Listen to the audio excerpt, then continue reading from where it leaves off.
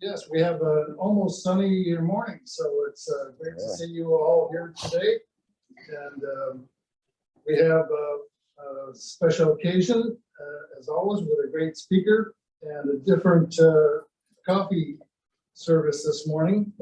Lyman Green is out of town, so we have coffee service this morning that the board has arranged for, the Roundtable board. From the Amalo Brew, that's the coffee cart service outside the library that is normally open for business, that is providing our coffee service this morning. So before we proceed, could I have you all stand for the Pledge of Allegiance?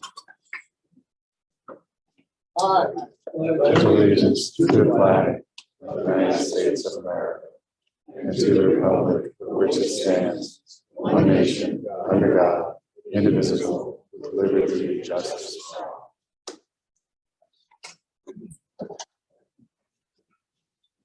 As you may recall, I'm the new president, Christian Escobar. I was elected to the board and then the presidency. So pleased to introduce our program this morning. And but first of all, I'd like to recognize Darlene Marcholio, our treasurer and greeter this morning. She does a thankless job there at the front.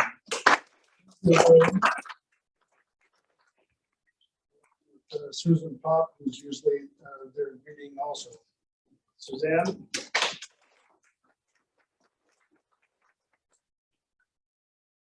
And also the library staff who provides the recording of these programs on Zoom. So thank you both of you for doing this service. We have Selena Villadolid and Tara Davis. Speaking of Zoom, if those of you on Zoom at home, if you would mute your computer or device and please turn off your cameras. And we do have a question and answer period after the talk. So for those of you on Zoom, you can use the chat box for that question and answer period. Our following program after this one will be on Friday, April 28th, again at 10 o'clock. That's on a Friday, April 28th. That will be Captain Spittler from the U.S. Coast Guard speaking on the Coastal Awareness Program. Thank you very much. But to introduce our speaker, Gregory Daddis, Professor of History at San Diego State and the USS Midway Chair in Modern Military History. I'd like to have John Jacobson from the Roundtable Board come forward and introduce our speaker. John. Thank you. Morning, everyone. It's great to see such a great turnout here for today's talk. Faith and Fear, America's Relationship with War in the Modern Era. That's going to be the talk by Professor Gregory A. Daddis today. Professor Daddis is a history professor at San Diego State University. He was also, prior to teaching at San Diego State, was the chief of modern American history, or American history within the Department of History at the United States Military Academy at West Point. Professor Daddis is a retired colonel, graduate of West Point, and also had deployed to Operation Iraqi Freedom and Desert Storm. He's the author of 5 books on Vietnam, and he also has authored various pieces on op-eds regarding military issues. He's a 2020, 2022, 2023 recipient of a Fulbright Distinguished Scholar Award, Pembroke College, University of Oxford, and Oxford University, and he'll be leaving for Oxford here within the month. So please welcome Professor Gregory A. Daddis. We got all that there, huh? Good morning, everybody. How's everyone doing? Good. All right, before I get started, so at about 10 minutes in, Bill Spittler is going to stand up and say, I knew this guy was a tree-hugging commie pinko. I will. But I want to let you know that I am not now, nor have I ever been a member of the Communist Party. Just want to throw that out for you, Bill. Well, that's right. Well, good morning, everyone. As John mentioned, I want to talk today about a subject that, unfortunately, I think we don't talk enough about. And it's a bigger question about what our relationship is with war. So I direct the Center for War and Society Studies at San Diego State. Go Aztecs. They're playing today. So make sure you root appropriately. And these are some of the bigger questions that we ask at our center about how and why societies go to war, how they experience war, and some of you in this room have obviously done that. And more importantly, how we deal with the social and political and economic and cultural consequences of war. And that's kind of what I want to talk a little bit about today, is this larger relationship that we have with war. And I wanted to start with World War II. The war is over, and if you ask one person who won the war single-handedly, it would be Douglas MacArthur. If you ask Douglas MacArthur, who feels chiefly responsible for the outcome, right? He clearly feels that he deserves the lion's share of the credit. If you go back and you read his memoirs, it's really fascinating, right? He's this very self-congratulatory general. He recalls leaping forward across the Pacific from one success to another. And he helps the Japanese armed forces write the last chapters in their epic defeat. Thank you, Sir Douglas. And his flair for the dramatic actually doesn't end after the war, right? He goes on, he becomes a pre-consul or proconsul to rebuild and reform this defeated Japan society. And he's still extolling this faith that he has in American power, not just in American military, but American power more broadly.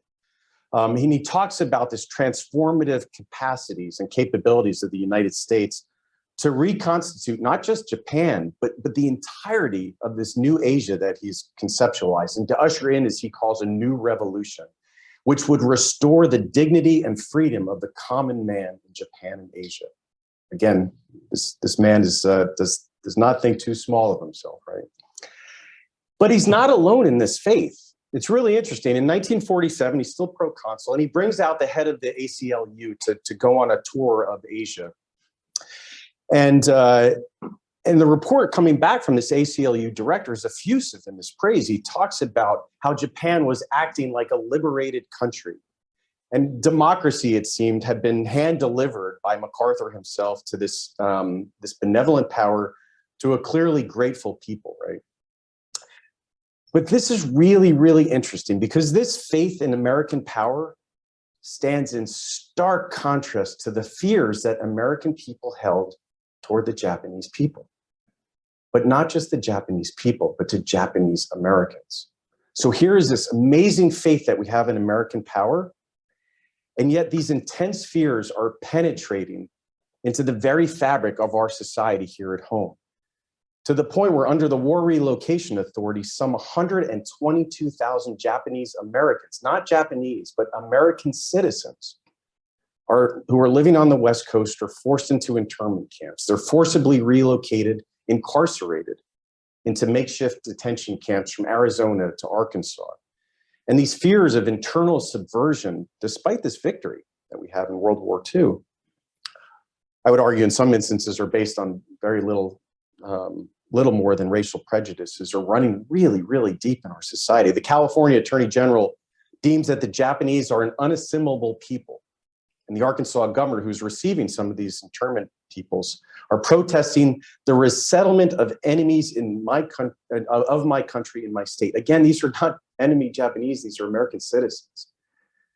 And so this mass incarceration, I think, suggests something rather profound when we put it in contrast to all the words that are coming out of Douglas MacArthur's mouth at that time period.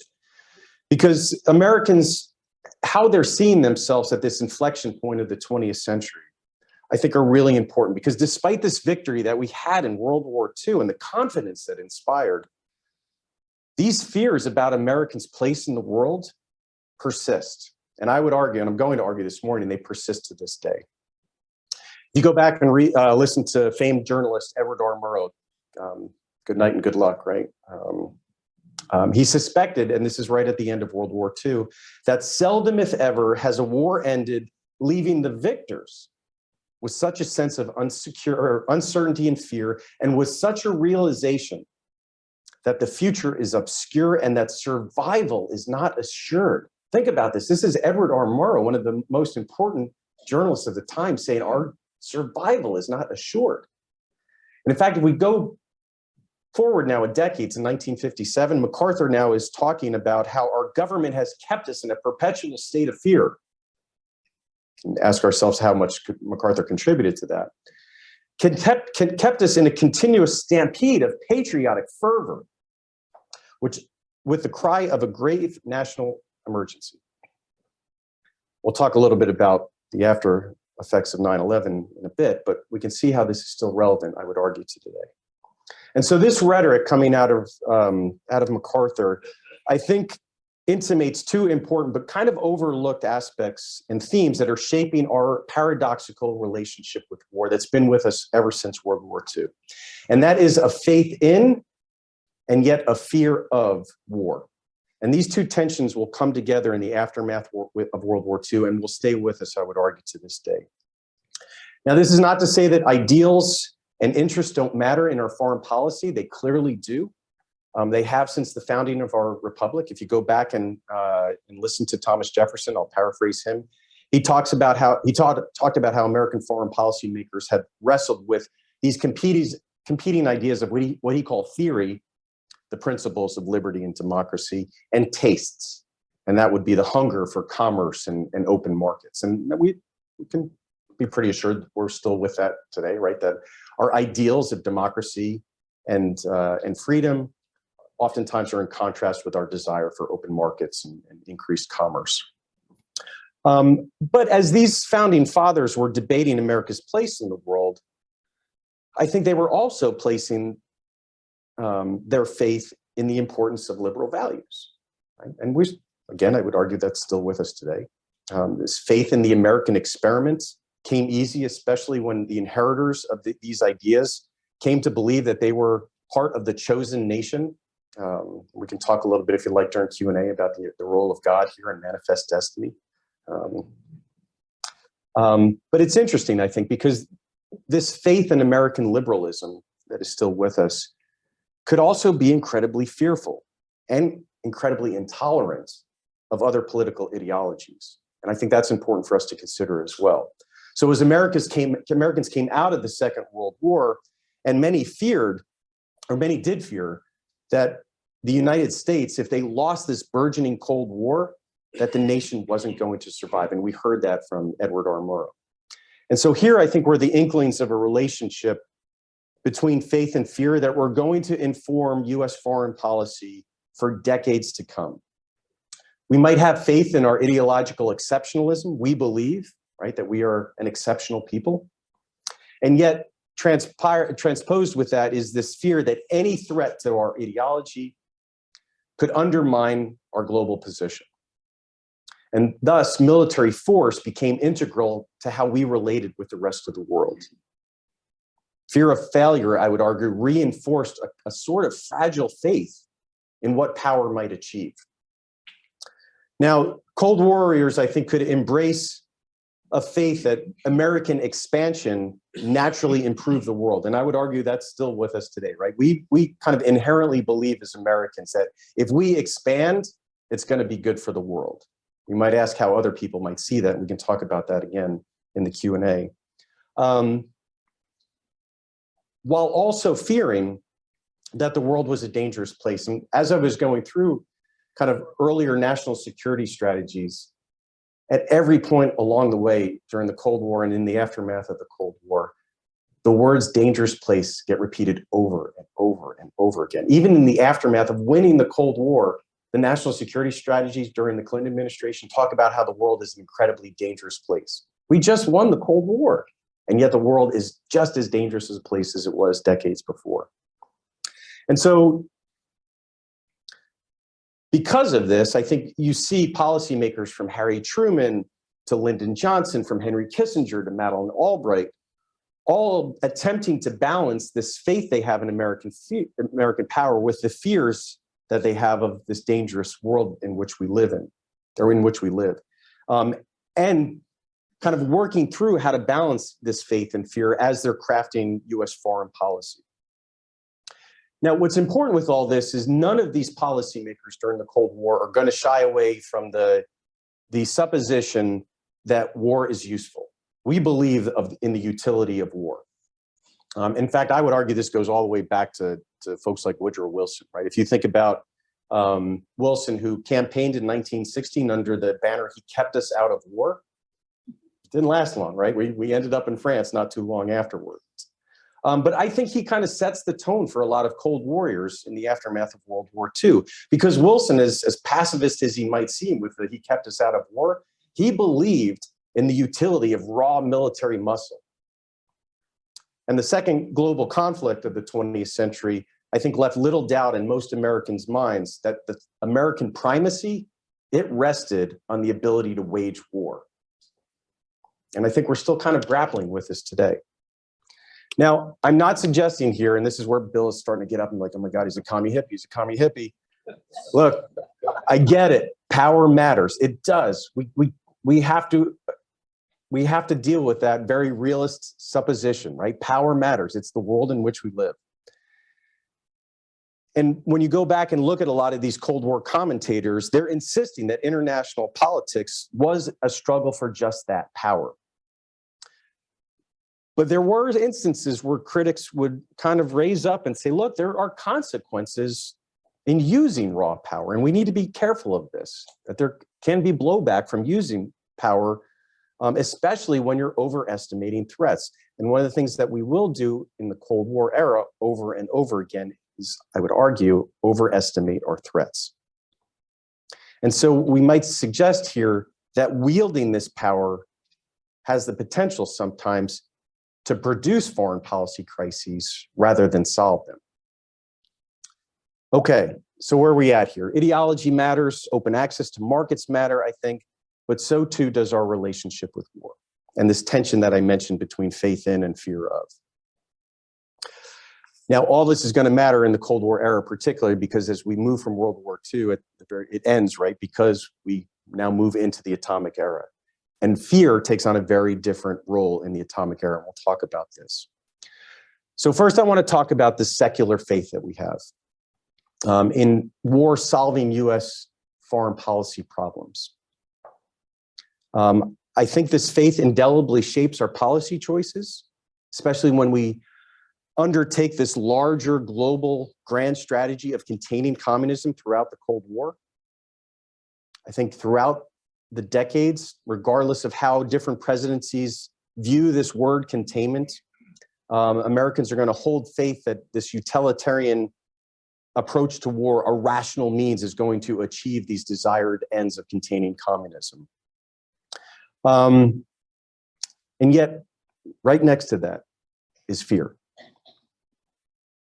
Listen to the chairman of the Joint Chiefs of Staff, Omar Bradley, famous general during World War II, who testified in 1949 that the United States faced an ideology antagonistic to our own that was attempting to penetrate into the very homes we live.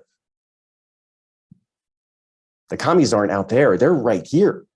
There's one in our midst right now, right? I'm kidding. I'm kidding. But if you go back, and this is important because this is cultural too. I don't know if any of you remember watching this film called My Son John. It's an early 1950s movie, and it's about a son who is kind of a naive young lad who gets brought into the Communist Party of the United States. And at the end, his mom, who's a patriot, turns her son into the FBI. That's the lesson of the movie, that the bonds between the mother and the state are more important than the bonds between the mother and the son who's turned communist. And so these fears of communism penetrating to our very homes are not just being talked about by the chairman of the Joint Chiefs of Staff, they're being talked about in pop culture. And so this is interesting, right? Because war might bring chaos, both outside our borders and within, but it also lures with the promise of influence, even dominance, the chance to reshape or control whole swaths of the globe. And here, we can lean a little bit into the Q&A. I would argue this is why Vladimir Putin decided to do what he did recently in Ukraine. There was a faith that war would be utilitarian for the Russian state. It would quickly achieve Putin's goals. Clearly, those assumptions didn't work out, but there was a faith and power there that I still think is with us. And so what I'm suggesting here, when you look at Bradley, when you look at these movies of the Cold War era, we might think of faith and fear as kind of influencing our cognitive framing of how we approach the world. This is how we thought about the world, I would argue, during the Cold War era. And it has some enormous social and cultural implications that are going to ripple throughout the decades after World War II. Now, by faith, I'm not talking about religious determinants. Religion is going to be important. If you listen to Billy Graham during the Cold War era, or Cardinal Spellman, they're going to take kind of the religious pulpit and use it as a weapon of the Cold War. Church leaders are going to be integral to this fight against godless communists. But what I'm suggesting here is faith is really an antidote for policymakers' unwavering trust and confidence in war without a lot of historical objectivity as evidence for why it's such a tool of primacy for achieving your political objectives. And so it's interesting here, right? Because we have this faith that war will help eliminate war, which doesn't work out all that well. And something I think we should still question. And this belief, I think, that war has some positive aspects here that are with us today. And what this does, I think, despite some folks in the Cold War era worrying and arguing that, look, if we continue down this path, we are going to become, as one famous journalist called it, a garrison state, right? A militarized garrison state. I think a lot of times, because of this faith, what it did was it kind of narrowed what was acceptable for dissent. And patriotism then got placed on top of that. If I said, look, I don't really believe in my faith. Sorry, on Zoom, I just tapped my head just like this. I don't really believe in the faith of war. You can be deemed then as an unpatriotic heretic because you don't believe, you don't have the faith in this power. And what this does, I think, is it kind of narrows debate, dissent, and what's acceptable for having conversations about our national security and foreign policy, something I would argue we're still dealing with today, unfortunately.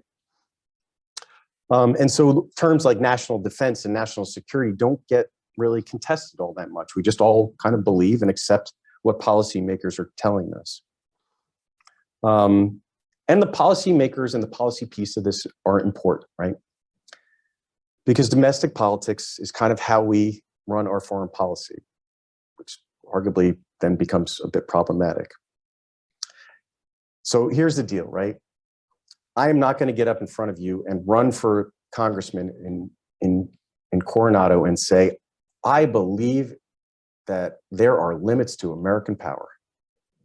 I don't believe that we should have faith in what American power could achieve. You're not going to vote for me, are you? I don't believe in American exceptionalism. You are not going to vote for me. I guarantee it. But the problem then, right, is that when folks do want to question this faith in military power, they get drowned out because they're not patriotic. And what this does, I think, is it diminishes kind of the costs of war. It diminishes the real possibility that there are, in fact, limits to what we can achieve overseas, as uncomfortable as that proposition may be. But again, it's hard to run a political campaign saying you believe in the limits of what we can achieve as Americans. And so there is a potential here then, I think, for this type of faith to bleed into hyper-patriotism, which can be dangerous, to xenophobia and nativism that were also part of the Cold War era that kind of helped drive the anti-communist crusade during these years. And so in many ways, it became easier, right, just to be patriotic, to not question these kind of false promises of an easy eventual victory, or if not eventual victory, when the nation commits itself to war. All right, aside all of this faith that we have, sits this existential fear that all national security threats, whether they're domestic or foreign, are going to lead to the demise of the country. There is kind of a Hobbesian fear here, right? If you go back to reading if you go back to read English philosophy, which I know you all do on your free time, and go back and read Hobbes, right? He talks about the natural state of man being one of endemic war. And that kind of was a thread that ran through. There was a fear that the natural state of just our very existence was one of war. So we had to be prepared for that at all times. And so thus only a strong state, a militarized state, was the one that was going to provide security to dampen these fears. All right, what were we afraid of? What left us in a near constant state of Cold War paranoia? I think we were afraid of everything. We feared atomic war and unconventional war. We feared an anarchic international system that was seemingly under threat by godless communist forces. We feared arms races and missile gaps. We feared threats abroad and threats at home.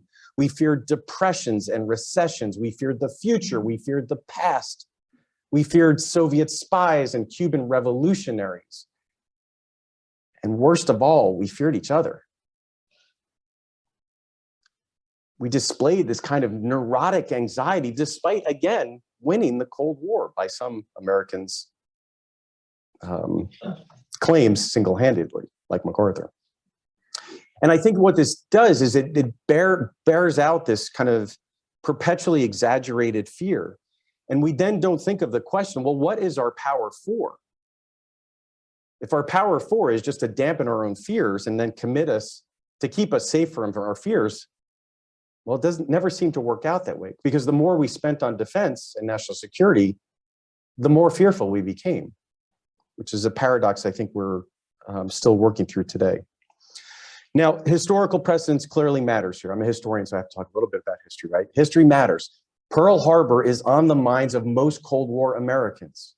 If I don't defend overseas, I'm going to be attacked at home. And we saw that same argument that underpinned the global war on strategy, or global war on terrorism arguments. If I don't fight them there, I'm going to be fighting them here. And so that surprise Japanese attack in 1941 exposed to some a lack of preparedness that arguably set in motion these long-lasting fears. That these vast oceans that beforehand provided us security, absolute security, which never really existed, no longer served as these inviolable barriers from our enemies. And so in many ways, this kind of mantra of never again is going to inform our fears throughout the Cold War era. And this search for absolute security that I mentioned, I think is really important. Again, because I just think it's something we can never, ever, ever achieve.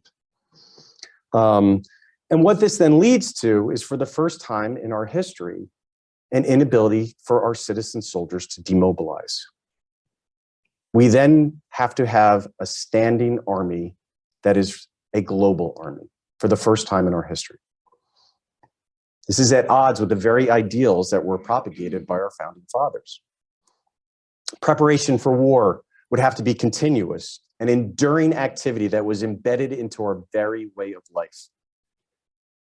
And once more, any existential threat meant that we had to up the ante over and over and over again, which leads to this proliferation of defense budgets, administration after administration.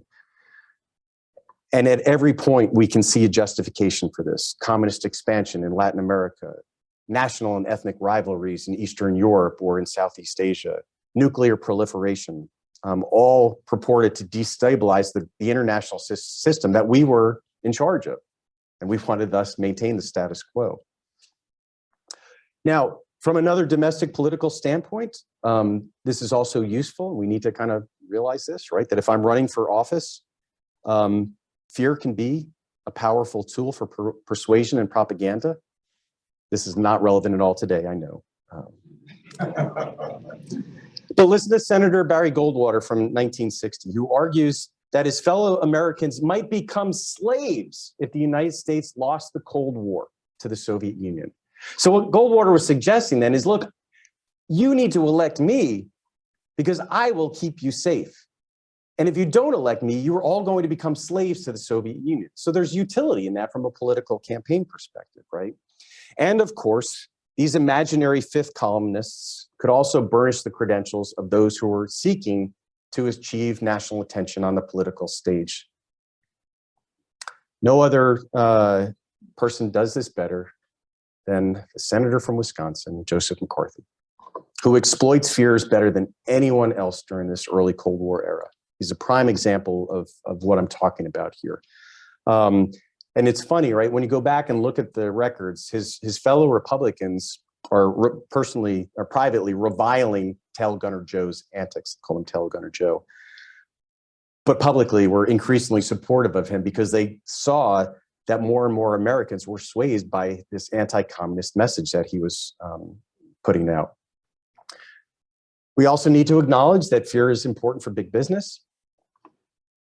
Whether it's building bomb shelters at home or cruise missiles to be launched abroad, companies can reap huge financial rewards by hawking bomb havens, as one shelter company said, that allegedly protected from the blast, heat, and radiological effects of a nuclear attack. Not so sure about that one. But there is a component of truth to Eisenhower's farewell address where he warns us of the military-industrial complex. Guess which companies are making the most money off of Russia's war in Ukraine right now? In fact, this insidious relationship between legislators and lobbyists is going to become a hallmark of Cold War policies. And I don't know if you know this, but the original first draft of Eisenhower's military-industrial complex speech, the farewell address, was actually the military-industrial congressional complex. But then he was kind of forced to pull out the congressional piece of it because that was a little too aggressive. But clearly, defense firms could be rewarded by this. As one journalist noted in 1960, just as we're into the election period from Eisenhower to Kennedy, the purposes of the military-industrial complex fit neatly within an atmosphere of crisis as the United States continued to be held in the grip of a wartime thinking. And so I think it would be mistaken, as one famous Cold War historian argues, that only communist ideology depended for its functioning upon the creation of fear. We did the same thing too during the Cold War era, and I think it's important for us to acknowledge that. And this at the moment where publishing magnate Henry Luce of Time Life magazine is saying this is going to be the American century. War becomes part of our identity, of who we are. It undergirds our sense of and vision of national self as the protector of global peace. And war, along with this military force that's required to engage it, permits us access into foreign markets and world trade that are so important to continuing our position within the international system. And so what Luce back in the late 1940s and early 1950s is really doing is foreshadowing what will be known in the 1980s by Madeleine Albright and Charles Krauthammer, among other folks who can see it on both sides of the political aisle, this argument that the United States is the indispensable nation. And that indispensable nation requires then us to be ready to wage war at a moment's notice and on the global stage. So what does all this mean for us? Well, for one, I think for Cold War Americans, war was relevant. It was part of their daily lives, whether they wanted it to be or not. George Kennan, who was the father of containment, a State Department official, saw in 1951 that many people in this country are coming to believe that war is not only unavoidable, but imminent. In 1951, the father of containment is arguing that most Americans believed that war was imminent. Decades later, he's retired now from the State Department, and he's reflecting back on his time in service after 30 years. And he recalled that Americans were threatened by the outside world that had arrived in 1950, so much so that they seemed to be able to think about little else but danger. And all the while, we might argue, there's a conviction in our own innocence, right? That's also what underlines our foreign policy. We assume that the United States stood apart from our imperialistic European partners, to the point where one critic argued that the United States was an empire in denial. And again, in the Q&A, we might have a little conversation about more contemporary arguments or questions where both policymakers and Americans in the aftermath of 9/11 were asking a very basic question: why do they hate us? As Americans confronted a new enemy that appeared just as vicious and vile as the Cold War communist hordes were. And so I think these tensions between faith and fear matter because they held significant implications for how Americans thought about their place in the modern era, and not just thinking about war, but how war contributed to where they sat in the international system. That Americans thought about themselves not just in terms of power, but also their relationship with war and what that power was supposed to be used for. And thus, what happened, I would argue, is almost logically, if you believe that, then US foreign policy almost necessarily became increasingly militarized. And what we did is we led our military foot first when it came to US foreign policy. War became elevated into the primary tool of US policymakers, I would argue, with consequences. And in such an environment, I would argue we're still seeing this today. Diplomatic means became far too easily dismissed and devalued in relation to military means. And if you doubt my assertion there, just compare the US State Department budget to the US defense budget today.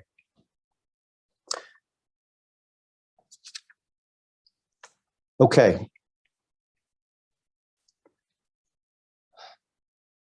We should think about this moment in time, this decades-long moment in time of mattering for us because they're still relevant. The Cold War did not mean an absence of violence.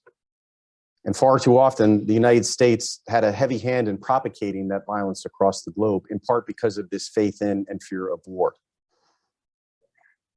This ardent search for security decade after decade and an insecurity over our place in the world contributed to this, I think. So I went back as I'm getting ready to head out on this Fulbright to England to see what Senator Fulbright had to say about this senator from Arkansas. And it's really fascinating. He's given a talk in the early 1960s at the University of North Carolina, Chapel Hill, go Heels. And he's talking to his audience and he says, "I deplore the vast diversion of energy and resources from the creative pursuits of a civilized society to the conduct of a costly and interminable struggle for world power." Not surprisingly, he's the same senator that would become a fierce critic of US escalation in Vietnam. But what Fulbright was worried about was all of this effort we were placing into war was taking away from the creative pursuits that made us who we were. And he was warning us against that. And I think it's important for us to listen to him. And because we're talking about faith, I wanted to end with a theologian. Reinhold Niebuhr is I think one of the most important and valuable, and oftentimes I think underlooked, critics of Cold War policy, but also a really important moral ethicist during this time period. And he was a really fascinating critic and argued that an inability for Americans to grapple with the limits of their own power had left us actually anxious for the future. He said it wasn't easy for Americans as an adolescent nation. I like how we're just childlike all the time, right? With illusions of childlike innocence, it was difficult for them to come to terms with the responsibilities and hazards of global politics in an atomic age. And I think he was right.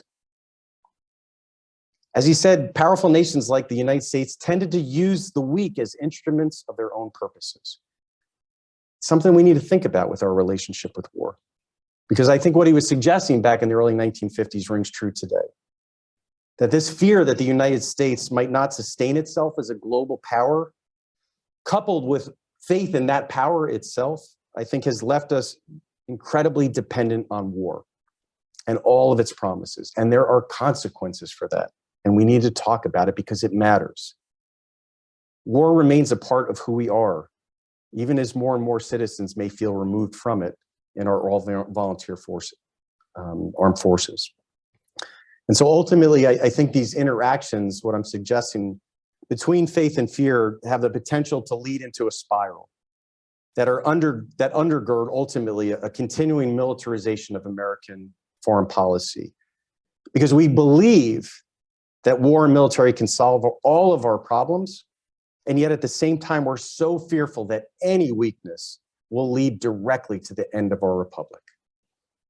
And so when it comes to war, I think we might have to start considering having less faith in war, less fear of war, and more wisdom in how we talk about war. Thank you.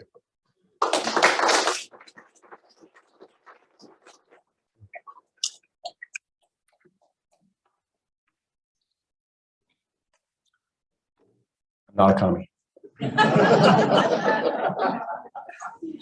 you very much, Professor Daddis. That was very illuminating. We'll take a 5-minute break, coffee break, and will the members of the Roundtable board please come forward? We're going to take a group photo, and everybody else can take a break. And then I'll call everybody back to order in about 5 minutes.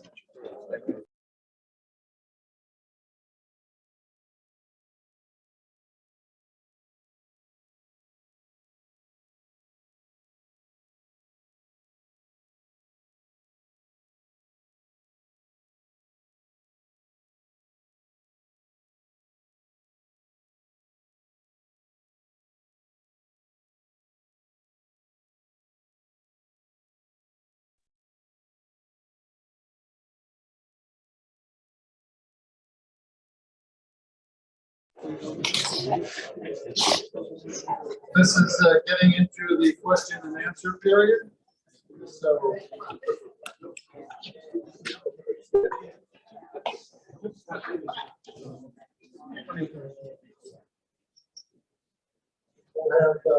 we'll have the live questions first, and then we'll also more than likely have questions from the Zoom audience. So Professor Daddis. And after the professor's presentation, I'm sure we're going to have a lot of interesting questions. And make sure your questions are not speeches. Otherwise, you know what I will do. Let's take our first question, please. Oh, right there. Okay. Professor, do you think, Use the mic. Professor, do you think re-implementing the selective service would help with some of the issues with skin in the game? Yeah, it's a great question. I've got a really good friend of mine, Kara Vuk, who's working on this very question right now on reinstitution and draft and what it means. This is a hard one, right? Because we all know that the draft ended during the Nixon administration. That it was the administration that moved it to the all-volunteer force. And I don't know how much it changed U.S. policy. So I'm suspect of whether a selective service for the military would actually change U.S. foreign policy or not. Now, I'm an advocate of service, national service. I don't know if we'll ever have the political will to do that. It doesn't have to be military service. I think there is utility, though, to some type of national service that kind of coheres us together. I think one of the problems we have right now is a fracturing of our society that kind of is putting us into pots that are very problematic. And one of the beauties, I think, of the armed forces is, as a kid from an Italian American neighborhood in New Jersey, I'm with, folks from El Paso, Texas, and Montana, and, a guy who was born in Germany and lived in Pennsylvania, and that kind of cohered us all together, as I'm sure everybody who's serving the Army or military knows. So I think there is some utility to some type of national service. Unfortunately, I just don't. I think it's become a third rail in our political system right now, and it has been for a while, right? I think there was a conversation in the early 1950s. General Marshall, George Marshall, who was Secretary of State, actually was an advocate of universal military training. And just could not get the support for it because there were far too many critics who were arguing that universal military training was antithetical to the founding fathers' ideals of individual freedoms. So, as a Vietnam historian, I'm suspect of whether it would have an impact on foreign policy decision making or not. And as a pessimist, I think I'm unsure of whether we will ever have the political will, unless there is a, no kidding, existential crisis of whether we'll see a selective service reinstituted. But this to me is the problem, right? Is that I think it's far too easy for the legislative branch in our country to just do this with any of these hard questions, right? Like that's an incredibly hard question you just asked. If I'm a senator or a congressman, I don't want to be up here answering that question. I'd rather just leave it to the executive branch. And that's become part of our problems. And I think this is where we all have an obligation now to hold our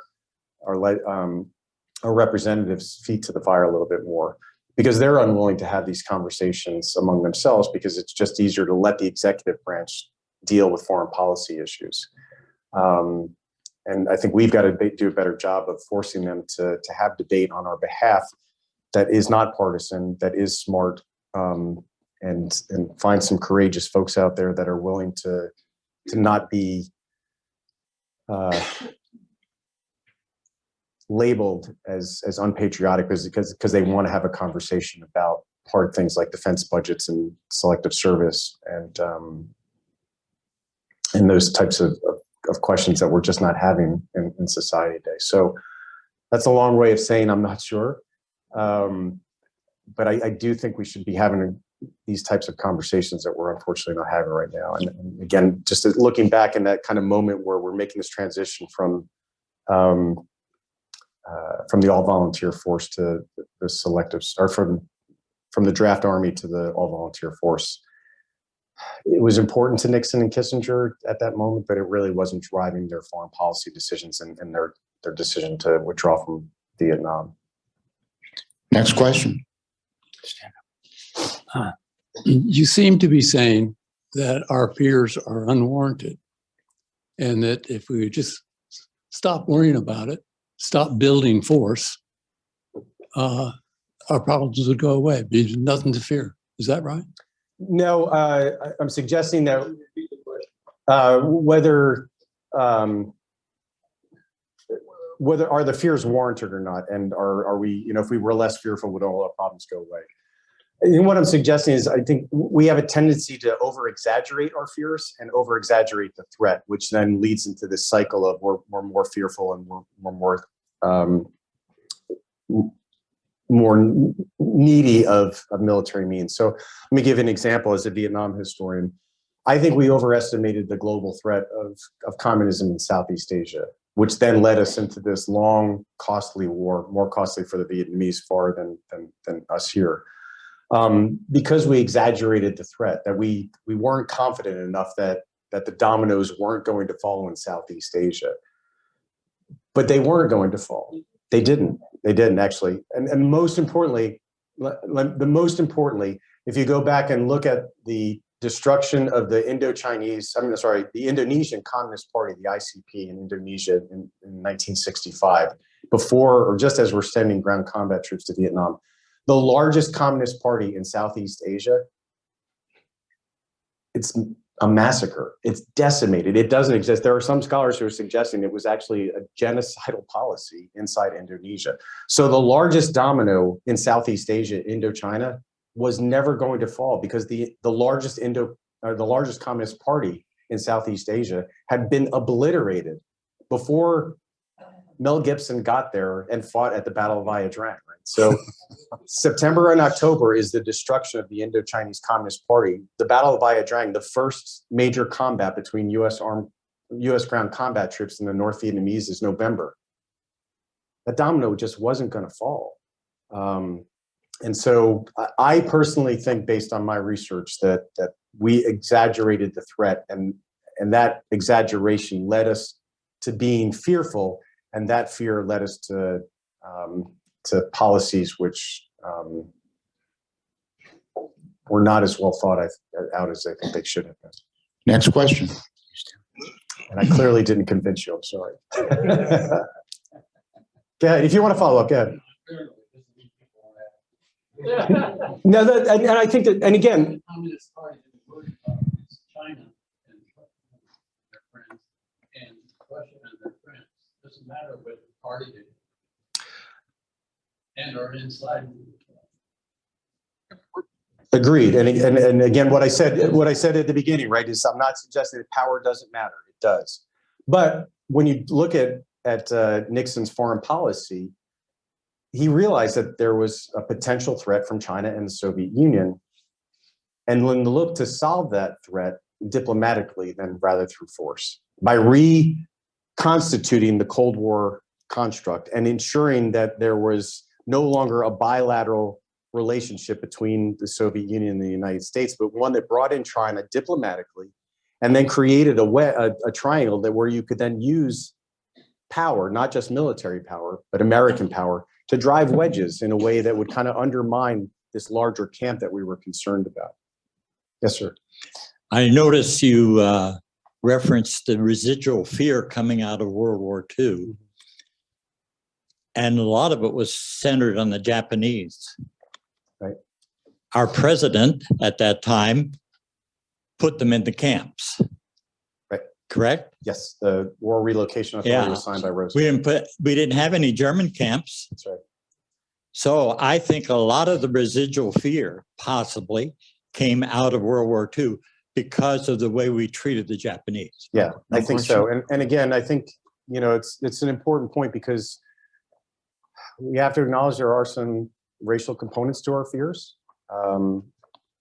that were, I think, present during the day. And there's been some historians who argue that the fighting in the Pacific was far more violent than it was in Europe because of a racial component.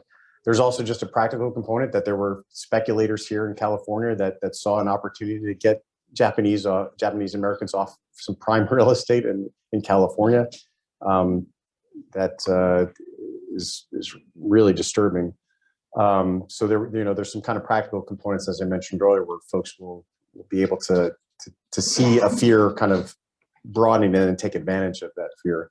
And I think that's also what helped lobbyists at the time push for Roosevelt to sign that Relocation Act, because it was, you know, once you move those folks off their land, they knew they weren't going to be getting it back.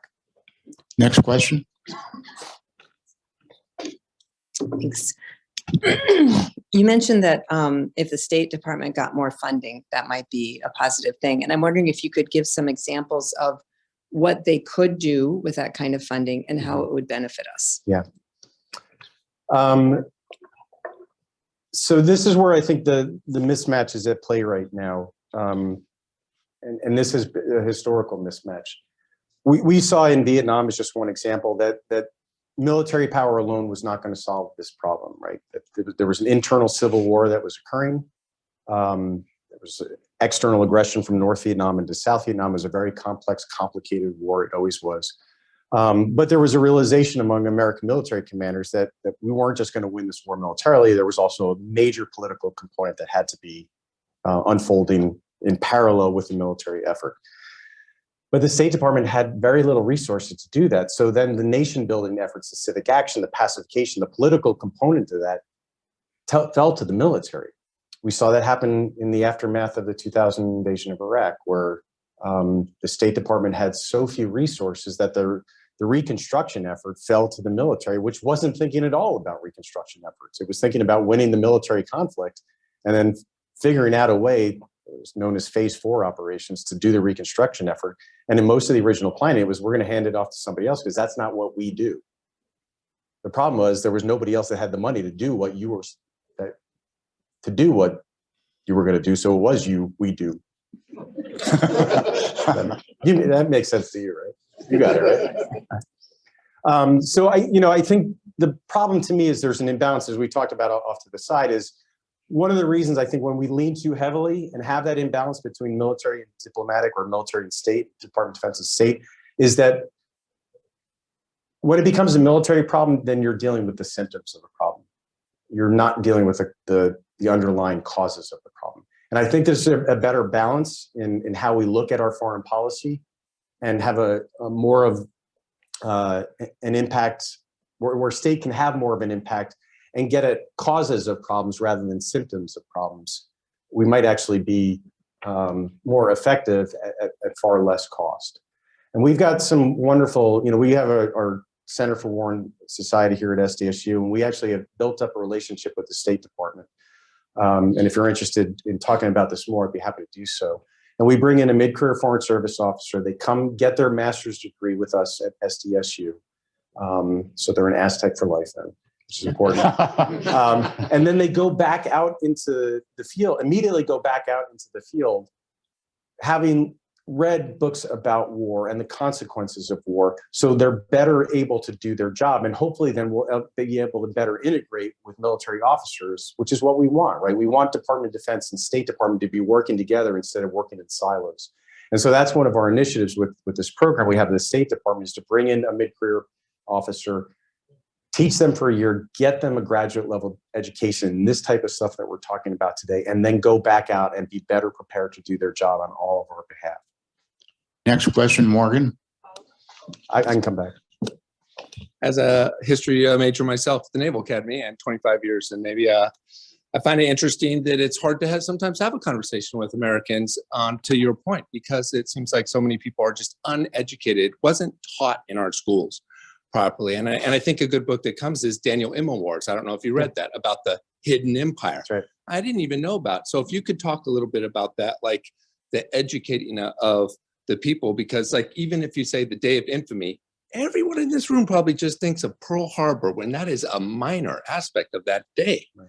If you could talk about that education aspect. So this is a book by Daniel Immelwar called How to Hide an Empire.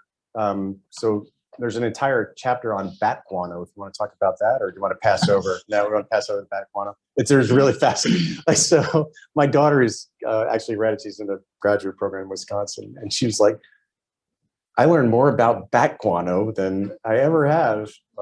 So anyway, as an aside. The answer to your question is that's why we have the program we have at SDSU. Because we feel that there are not enough higher level institutions in the United States today that are asking these hard questions.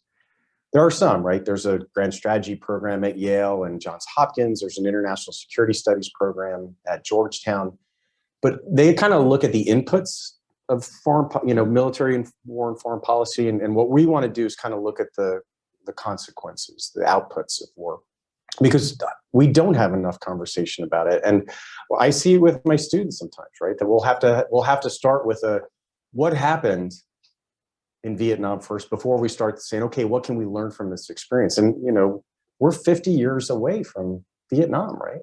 Just crazy to me. When I was at West Point as a cadet, when I graduated, I was 45 years away from the end of World War II. So cadets at West Point today are farther away from, or just as far away from the end of the war in Vietnam as I was from when I was a cadet from World War II. It's a long time, right? And so it's not going to be with them immediately. And I've got students, undergraduates now, who were born after 9/11. So I've got to start with what happened on 9/11. Talking about the global war on terror. And so that, to me, it's a really important point, because this is where we think we can make some impact at SDSU. That this is clearly a community where we can do it, right? We have the support of folks like you who understand the importance of the military, who understand the importance of having these types of conversations, who are well-versed in our military, our national military history, and then can kind of help us educate these students in a way that is not just theoretical, but practical. And for me, that's what I think is so important. I want our students to come to SDSU, and I'm doing a little bit of preaching here, but I got a pulpit, so I'm okay. That, we wanted our folks, and this graduating from the Naval Academy, right? When you did your history classes, it was hopefully to how to make you a better officer when you got into the Navy. We did the same thing at West Point. We have the same philosophy at SDSU. I want my students to not be sitting in a room doing a lot of this. I want them to be doing this, but then say, okay, how can I use what I learned practically?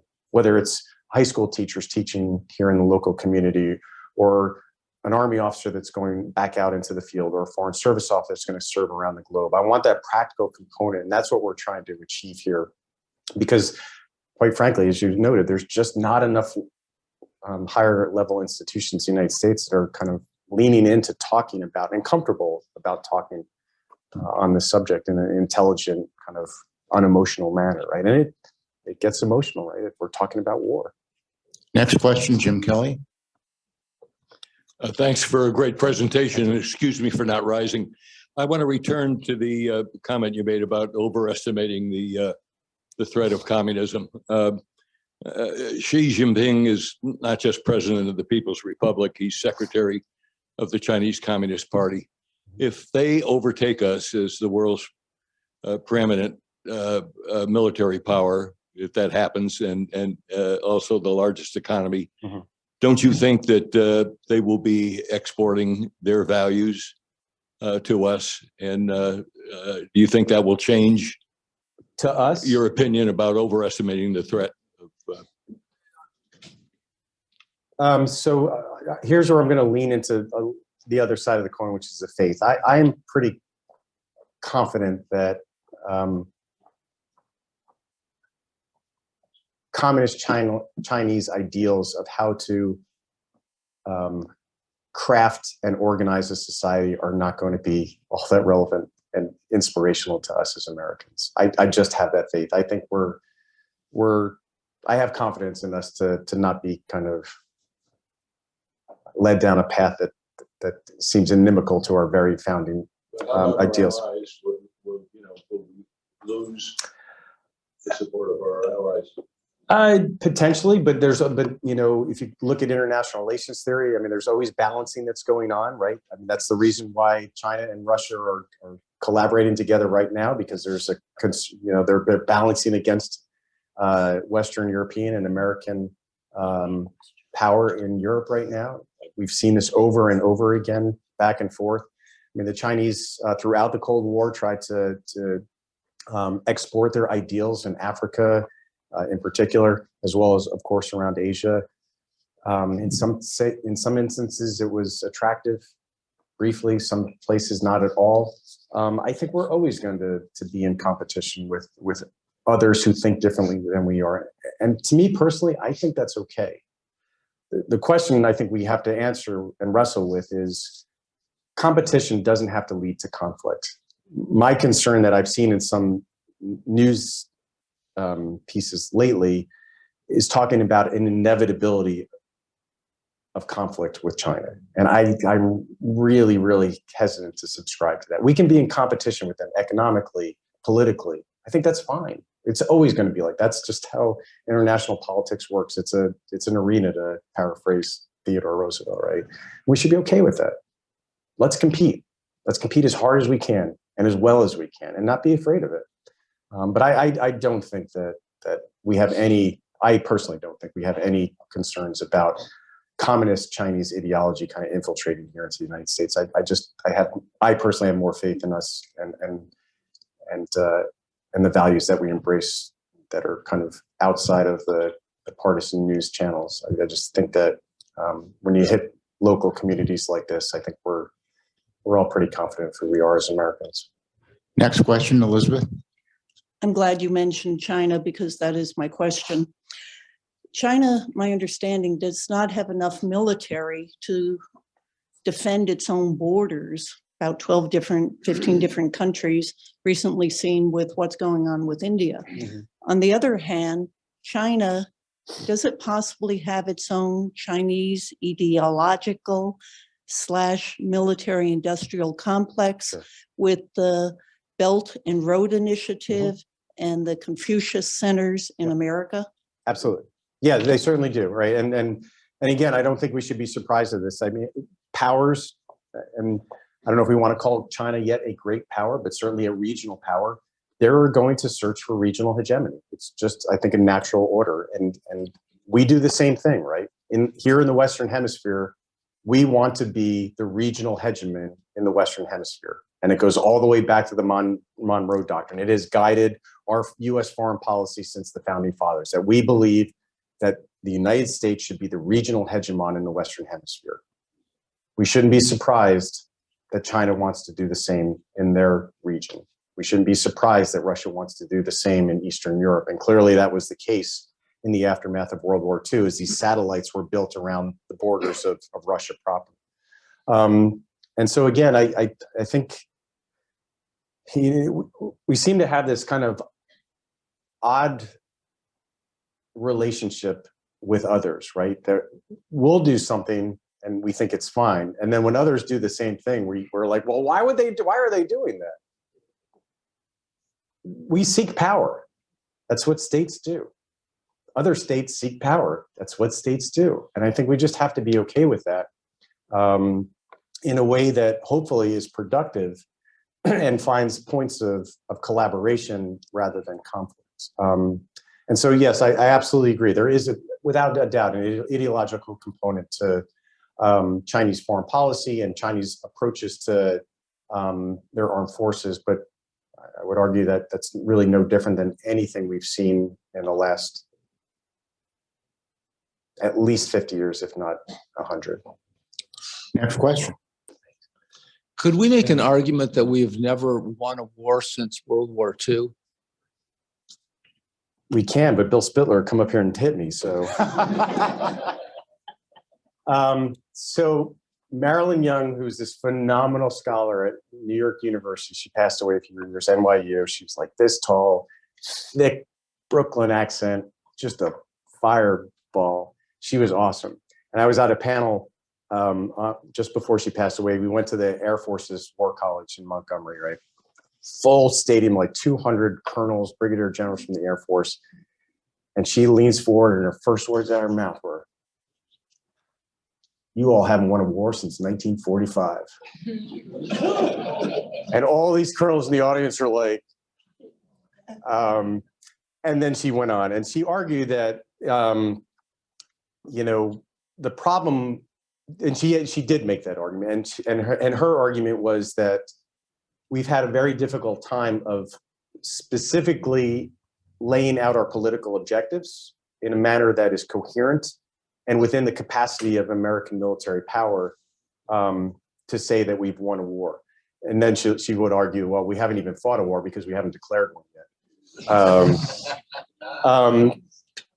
Now, there are instances here and there, right? I think of, you know, along the Cold War era where we've used military force in a way that has achieved our short-term political objectives. But we haven't had a very good track record, right? And so what I think this suggests to us is my earlier point, right? That let's say, you remember Stripes with Bill Murray? At the very end, he's like, you know, we were 10-1, right? So at least Bill Murray says we lost 1. But, you know, I think what that question presupposes is us then having that conversation about, are there potential limits, and what are they, and where are they, and why might they come to be? Because the objective historical accounting is when we apply military force, it's not 100% assured victory. So what does that mean then? And do we then need to be more thoughtful about applying that force?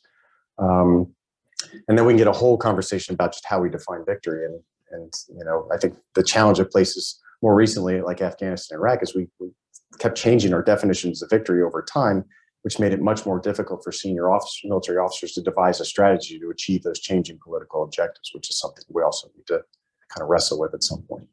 Mr. President, the floor is yours. Get in the hook. Get in the hook. Thank you. On behalf of the Coronado Roundtable, Professor Daddis, just a token of our appreciation. Thank you so much. Appreciate it. Thank you. Excellent. Thank you.